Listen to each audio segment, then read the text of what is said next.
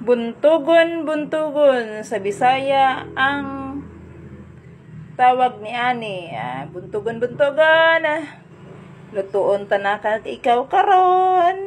Katimab gipa lang sa tubig, himbisan na pud nato. Kay wala man tay kameraman. Tapos na siya na himbisan og natampangan siya ng mga hasang o tinae uban sa iyang mga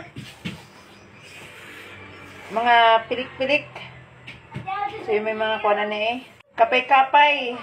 O kada gilid-gilid anang ikuhanan na ako siya kapay-kapay. Tima naman siya na lamusan og asin. Gihiwa-hiwa na po siya. Bali, upat na siya kahiwa. Siumanta. So, butangan po nato siya talong. Nang isa kapok isda, unya upat na siya kabuo kay nahiwa naman nato. Butangan na po na siya paminta, unya may bawang na po siya og luya, ta sibuyas. Hindi na to kalimutan ang silver swan na suka. Diba? Suka lang.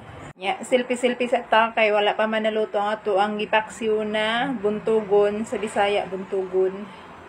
Nice. So, gibutangan po na ko siya og 2 ka buok sili para lami kaayo ba?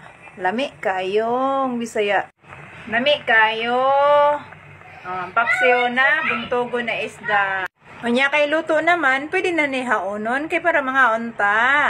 Kaon na ta ninyong tanan. Simple lang akong sudan. O, di ba? May taong na, may sili na. O, lami kayo.